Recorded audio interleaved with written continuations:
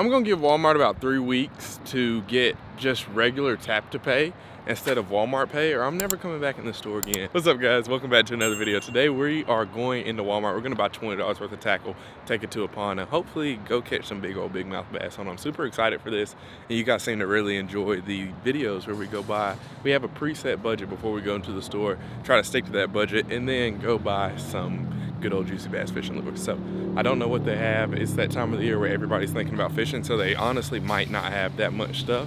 So we're gonna see what all they have inside Walmart today, and hopefully we'll be able to get some pretty juicy stuff. Who knows? It is Walmart and it is the middle of spring, so this is when it gets a little hard to buy stuff out of these stores sometimes, but we'll see how it does. We'll see how we can do.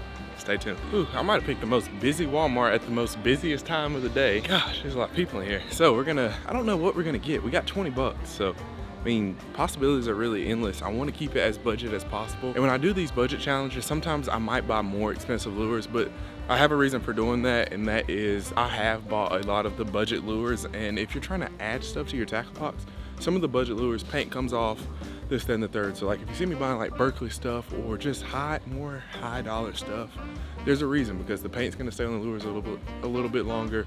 Not saying the more expensive lures are always better, but in my experience, I try to purchase stuff that I know if you guys purchase it, you're gonna be able to use it. You're not gonna be breaking the bills off your crankbaits and this, that, and the third. So that's the reason for that.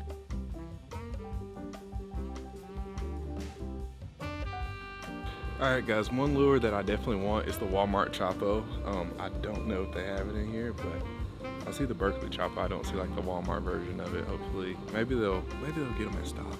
Maybe they'll get them in stock here sometime soon, because I'd really love to try out one of those. It's like an Ozark Trail plopper. Oh, they have it. All right, so this thing's $5. We're definitely gonna get this. One thing that I've learned from making these videos is you can never hate on a bait before you buy it, because some of the baits that you think are the worst, or there's no way that that's gonna work, you buy them and they're some of the best baits that you could ever possibly want. So we're gonna get this. We gotta make a couple more decisions. So this is $5. We're just gonna round up, put our totals to the nearest dollar amount. We're not gonna try to hit it dead on the head of 20, but if we go to 21, we're not gonna be mad. I always forget that Walmart carries some fairly cheap jigs, $2.98, so $3. That puts us at $8. Let's see what else. We need a jig trailer, preferably a crawl if they have it. There's some fat crawls right there. Ooh. Yes, these are my favorite. They have these Berkley chigger crawls are my favorite for one reason. They have these little extra appendages right here, and I think those really just help trigger bites. So this puts us at $13, $5, and $3 for the jig. So far we got the jig, we got our trailer for the jig, a top water. So far we have $13 worth of lures, and that gives us $7. I think we could probably squeeze in 2 lures, or we could just get one. Ooh, bladed jig. I don't know, I feel like I need to be loyal to the slobber knocker. Ooh, I see a frit side down there. We fish frit sides all the time. We're not gonna do a frit side. Trying to switch it up a little bit today. In the $20 Bass Pro Challenge that we did, I wanted to get one of these rattle traps, but they didn't have any in there. This is like a smaller size, so I bet we'd probably slay on this thing. 1/4 ounce, 2.5 inches long, and it's $6. So this will put us right at $20 for tax and everything. I think this is gonna be our lure selection for the day. We got a jig, a chopo, a rattle trap, and some crawls for our jig trailer. All right, that was fairly easy. We got 20 bucks worth of stuff. And then we can also Texas rig those crawls too. So yeah, I think that's good. Also, if there's anything on the Walmart fishing section that you've seen and you want to see a video on it, or you want to see it included into one of these budget challenges, just let me know down below in the comments, because there's all types of stuff in here. Like, there's some stuff that you think that you could hate on until you take it out in the water and you end up catching a 3 or 4 pounder on it. I'm speaking from experience. It's happened to me probably 4 or 5 times. I'll buy stuff for videos pretty much just to hate on it, get out in the water, and then it's like, oh my gosh, this thing actually kind of works. So with that being said, we're gonna take all of our stuff. We're gonna go take all of our stuff to the pond and hopefully go catch a good old big mouth. Maybe 1 or 2 big mouths on our new stuff. Have no clue what pond we're gonna go to. I don't know where we're gonna go try to catch some fish on this stuff at, so stay tuned. We're gonna see if we can't figure it out together. Ooh, I see Walmart kayaks. I see Walmart kayaks, $344. Bass Pro had in the sand, 9 foot for $240. There's no way I'd spend $300 on that Walmart kayak when Bass Pro. I can get one from Bass Pro. I think of the sand kayaks as a little bit more legit of a kayak for 250 bucks. There's no way that would work. This one's only 150 bucks. No, that's 315. I mean, they are Pelican. They're Pelican. I thought they were the Ozark Trail branded. I was about to say, no, these are gonna have to stay in the store. All right, so somehow we ended up with $18.49 worth of tackle. I went in there with the intent to spend 20, but I mean, $18.49, saving a couple bucks on some bass fishing tackle from Walmart, can't really be mad at that. So, now I take a little $2 discount from Walmart any day of the week. So thank you, Walmart, for that discount. I think the rattle trap was like $1 off or something like that. Nothing too crazy, but you know, it's a still of a deal. You know, if you can save $1, $18 on a bank statement versus $20 on a bank statement, I'd choose 18 every day. We're about to head on over to a pond and we're gonna get on some big old big mouth bass on our stuff, so stay tuned. One thing I would like to say is shout out to all my people that live up north, because I know every video I get a comment on, like, people are like, hey, shout out to you for catching fish on topwater. We still have snow on the ground. So shout out to me for catching fish on topwater, and also shout out to y'all live through these videos. If you live, I don't know, north of Kentucky, shout out to you. So before we left, we rigged up all of our stuff. We have our tackle bag today. We're starting off with our war pig and also our jig. We're gonna start off with the jig just because we're losing daylight. It has a rattle in it, but one thing that I've kind of learned from doing these challenge videos, I always try to start off with the lures that are silent or don't have a rattle, because later in the evening it seems like those lures never really work for me. Starting off, it's always better to go ahead and get like the silent lures out of the way. Like, we have probably a couple hours to make it happen today, but we have a chopo, a rattle trap, we have a jig, and a trailer. So the jig just kind of should be, I feel like the jig should be the first one off the list, or the first attempt. Man, I'm excited for this today. One thing I've been trying to make sure I do is do content for both sides. I know I have some people that really like the kayak fishing and some people that really, really enjoy the bank fishing. So I'll have 2 questions for you guys, and comment down below your answer. One, what's your favorite type of fishing? Or what's your favorite bait to fish? I was thinking about it on the way up here. Like, do you like moving baits? If so, do you like crankbaits, rattle trap? Do you like Cincos, whatever? Like, if you had one bait and an hour to catch a fish on it, what would you be throwing? And like, it's not your favorite bait, but like your confidence bait, your go-to bait. So one, what's your favorite bait? And then second question is, what type of videos do you like? Like, when I get to the water and I'm pulling out a kayak, you're like, oh no, he's on the kayak again. Or you see me walking across the green of a golf course, and you're like, oh yeah, we're going golf course fishing today. Or me personally, I just like to fish. Like, I get asked a lot, like, hey man, what do you like to do? What's your favorite way of catching bass? Honestly, wherever they're at, it's more about like the pursuit than like the method, if that makes sense. So like, if I have to be on a kayak, I love to be on a kayak. If I need to be on Mac and Charlie walking 3 miles to the woods to get to some pond, let's do that. So, man, I have not been out here in some time. The grass is good and green out here. The water's flowing back here in this pocket, so that's always a promising sign. Hopefully we can get a bit on the jig. Also, I did bring a box of terminal hooks and everything so we can rig up one of those chigger crawl. I know there's a lot of bluegill in this pond. I've experienced them firsthand with the General, so those appendages on that chigger crawl, if we do make it around to Texas rigging it today, that's gonna be our last thing. We kind of got it so we can knock them out 2 in 1. But if we are able to get to the chigger crawl just by itself, it might be a little frustrating, not gonna lie to y'all, because I've had some experiences with those things where like it's just bluegill after bluegill after bluegill, which is cool because it kind of, you know, I feel like if something's getting attention under the water, is getting the attention of everything, because fish have to compete for their food. So let's see, I broke my first rule. I walked all the way down here without getting a cast. Normally I like to kind of get a couple casting because I tend to spook a lot of fish off before I even get to them. All right, first cast. Oh, right in the slop. Look, there's a fish that we just spooked off right there. I hope you come back and see this jig and you're like, oh, my bad, false alarm. And this jig has like a little rattle in it. I was rigging it up at the house and I was like, huh, it might help us out a little bit. Oh, there was a little bite. Rattling jig. It's a pretty big profile with this crawl, and honestly, we could probably go without the crawl and be good. Man, I hate we spooked that fish. I knew there was gonna be one in that like slop right there, because this time of year, normally, like if you see something like that, you're gonna spook the fish off from. Okay, let's see. Let's see if we can get, oh, that's not a good cast. Let's see if we can get like into the drain. That looks like that.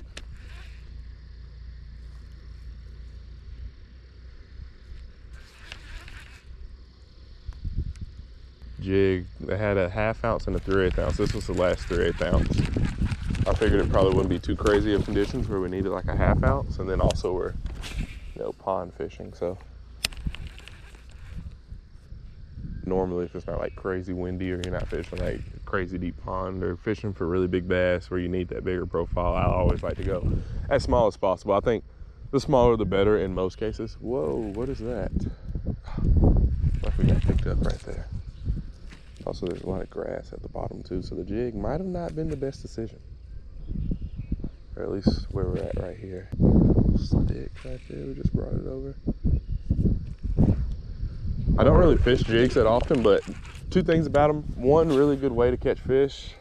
Two, really good way to just get the bottom composition of your pond that you're fishing. So like if you're like wondering, hey, I wonder, you know, is there a brush pile out somewhere? You're gonna have to make a lot of casts to find it, but it's a good way to figure out what are you fishing or what type of area is it that you're in, because if there's fish in the area, they're going to be, one, they'll eat a jig.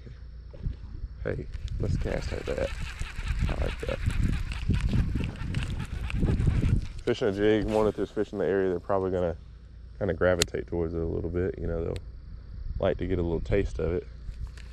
And then two, if you're bringing it over like structure or whatnot, you can kind of make a mental note, go back with the, you know, moving bait, weightless Senko, something like that, and just kind of cast over the top of it. Come on, fish, I know you're there. You should. Oh, look at that. That was a bluegill. Little tip for y'all, if y'all are getting hung up in a tree, don't set the hook if you know it's not a fish. Sometimes that's not always the greatest case. One thing that I like to do is I'll kind of reel up to get pressure on my line, like to get all the slack out of my line. Just pop the bottom of your rod with your fist like this pretty hard, and it'll kind of send a jolt through your line and it'll free your lure. Sometimes it doesn't always work, and then if it doesn't work the first time, sometimes if you kind of give it like a series of pops, like, you'll get them. I feel like this profile of this jig is just too big with that rattle on there. I was looking for a way to take it off, but it's like molded into the hook. All right, we're gonna go grab our rattle trap and throw it around a little bit. Thinking about it, I was kind of worried. I was like, man, have I missed bed season? Because I saw a couple of posts of guys that are like North Alabama, so like Guntersville area, and they were catching them on the lake in beds. And I was like, man, they have to be in beds and ponds.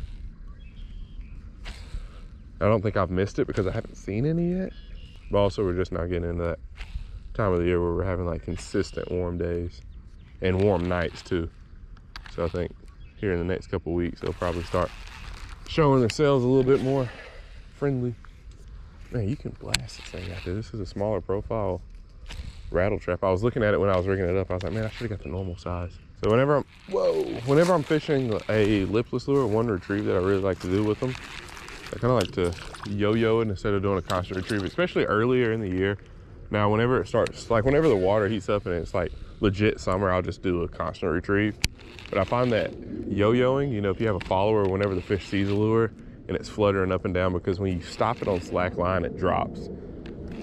So I find that's where I get a lot of my bites at, is like when it's falling and then you go to pick it up again, that's when the fish is on it. So they'll see it. I'll even do like a constant retrieve, then just kill it, pop it up, raise it up, let it fall down. And then a lot of times that's where I'll get my bites at, on that pause.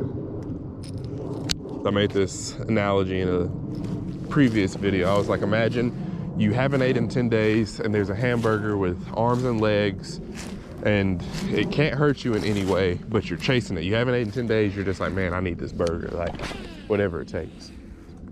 And the burger's running away from you, and every like 10 yards, it'll stop, turn around, and like pick on you, be like, you can't catch me, whatever. Like imagine how that would make you feel.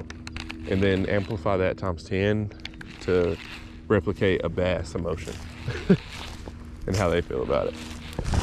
All right, we haven't caught anything yet. We are gonna take this off and try the Chapo.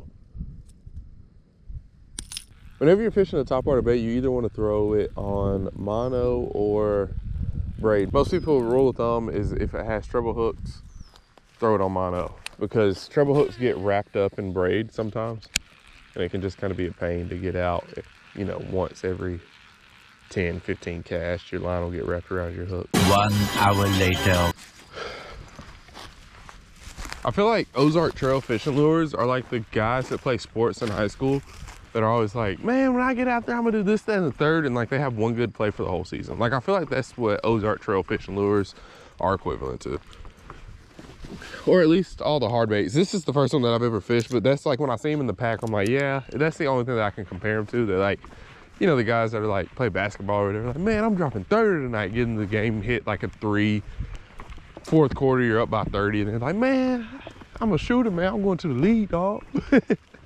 That's what these fishing lures are most comparable to. But hey, who knows? They might actually work. I might just be in a bad spot, right? There we go. I thought that'll catch them. There we go. Oh, came off. No. That was a bite. Whatever it was, definitely was not big. Oh, there we go. Got him. There we go. First one, boys. First one on the Walmart. Whoa, you don't feel too bad. Hey, you are not coming off. He only has one hook. Come on. Woo, he like he wanted to come off. I was like, no, sir, you're going to hang out with me. You have to come hang out with me first. Boom. First fish. Walmart Chapo. Walmart Whopper Plopper, whatever you want to call it. All right, we're going to run back to our bag, get this thing untied, and I think we go for the, I like to catch one on the, do I want to go jig or do I want to go rattle trap? I kind of want to go rattle trap. Ooh, this pollen is getting me. I'm not sneezing or anything. It's just making my nose run. Ooh, it's like I'm doing lines of pollen. All right, there's fish number one, boys. There we go. Awesome, see ya. All right, we're gonna get one more follow-up cast just to see. Just to check. You never know. We were a little bit farther off the bank for that one. Honestly, I feel like we should take this thing around the corner too. Like topwater baits like this down a bank are always killer. No matter what it is, a popper, rattle trap, whatever. All right, baby rattle trap. Show us some love, please. Show us some love, please.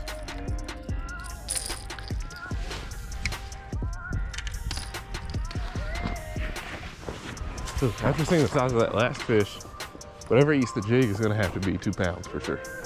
All right, we got two. Ooh, there's a drain pipe right here, and then there's another one over there. Yes. We got 2 lures left. Running out of daylight, slowly but surely. But we're gonna make it work.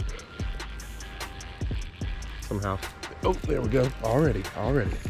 That's what we like to see, baby. Pull up and catch. Oh, we slung him off the bank. Hey, you're not going back in the water. You are not going back in the water. All right, he's going back. He's not. Boom. Pull up, catch one. Now we just got to catch one on the jig, baby. That was a blessing. Thank you, Lord, for that. Awesome. All right. Big profile jig. Not sure how this is going to go.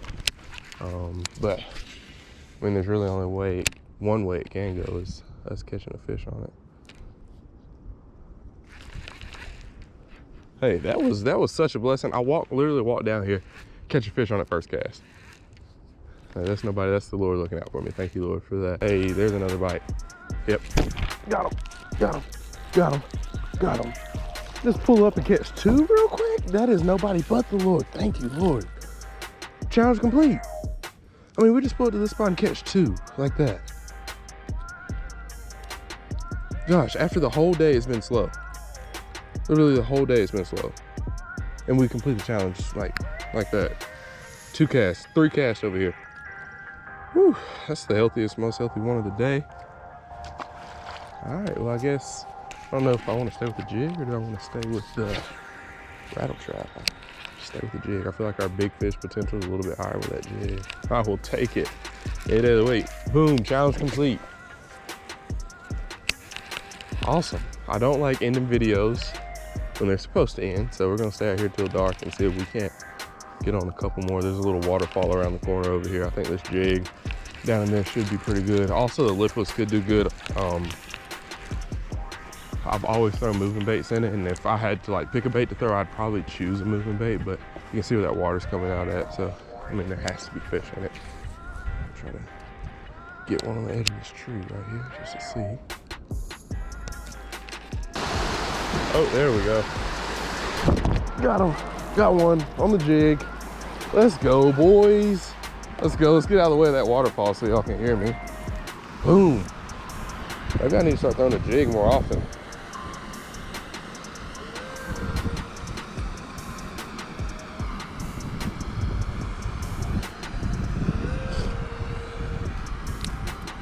Woo, there we go.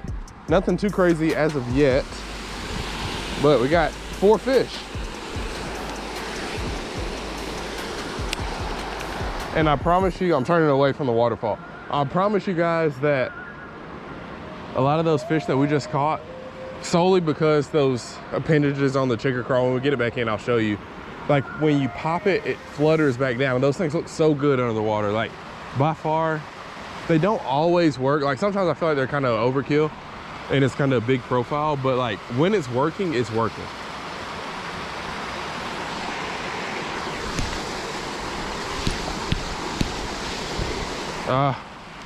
Imagine we lose the jig. That'll be an L on my part. Oh, got it. Okay, cool. But yeah, check out these appendages right here.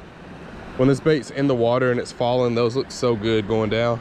Man, this jig is so cheap. It just has like a little rubber band around the skirt. I hate jigs like that because they just put the skirt on a head and they don't like actually wire tie it or anything like that. It's just that little rubber band. So, you know, if you're too rough with it, start catching too many fish on it, your whole skirt will come off. And there's really not too much you can do if the band breaks. You just have a jig head at that point. You have to go buy another skirt for it. Or just go buy a whole new jig. But that's one thing that you can do, guys. A little side tip is if like that's happened to you, you know what I'm talking about. You can go to Bass Pro and you can buy a pack of 3 skirts for like $8, which I mean, these jigs are $2 at Walmart. So like if that's worth it to you and you want to kind of like, you know, if you want to switch up the colors or whatnot, you can just slide the new skirt on your old jig. Man, that's pretty cool. We switched it up today. We normally don't throw jigs, but able to catch one. Actually able to catch 2. And we've hooked a couple more. It's about dark. Might be GoPro dark out. There's a difference between like normal dark and GoPro dark. This is the time where you slip up and catch a 10-pounder right here. And GoPro dark is like 30 minutes before actual dark where the camera can't see anymore. So we're gonna keep fishing and I'll update y'all if we hook into anything crazy or if we hook into anything, period. Because with the days going, how the days going right now, if we hook anything over a pound, pound and a half, or that's something crazy. So we're gonna keep trying. It has been seeming like out here, the bite kind of dies down whenever it gets dark out. Like, or of course it does, but it's like whenever it gets to kind of this point of the day, it's like fish are like, all right, we're done. Like that was the feeding window where I caught those 3 at right there. But we'll see. Maybe they'll have a change of heart today, eating a little bit darker weather, a little bit darker situation.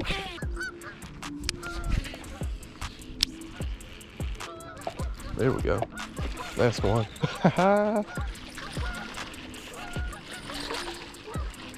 Come here, that's a better one. A little bit thicker. Awesome. Check it out, getting a little bit fatter, a little bit, slowly but surely. And these past couple of days, ever since I caught that 794, I don't think I've caught like a good solid, well actually I have. I caught a couple good ones on that frog in the Through Lake Sulu's video, if that's out yet. We caught a couple fish on a frog. Once again, shout out to my northern people if you're still watching this. Live through me for these next couple of months or whenever y'all spring starts in late August, just jokes. If you don't like it, move to the south. But yeah, I think like the big fish part of spring has kind of passed us. So we're kind of in like the, you know, the dinkier fish are moving up. So I'm telling you, there's like a week period where you might not catch a whole bunch of fish, but it's like every fish that you catch is going to be legit. Ooh, right there at the bank. Right there at the bank. Oh, that's cool. I watched you eat it, dude.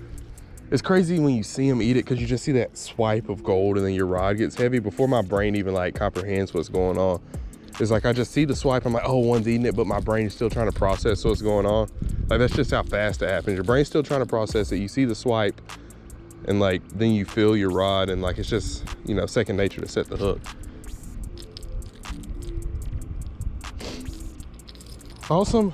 Well, that's another one. What is that, number 5? Let's see. Oh, we still got a little bit of usable light. Hopefully y'all can see okay. Oh, that one ate it right at the bank.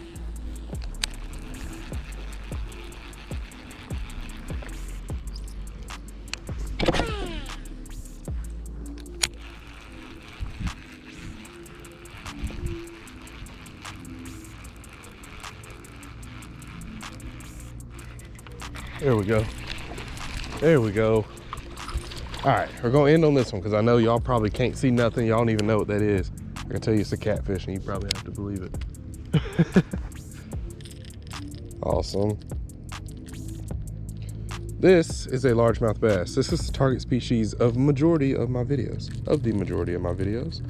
Do we always catch them? Normally we do catch them. Is it always easy?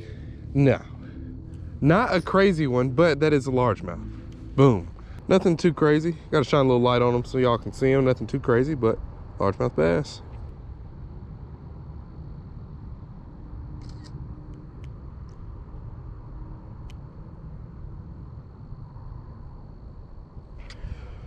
Awesome. See you later.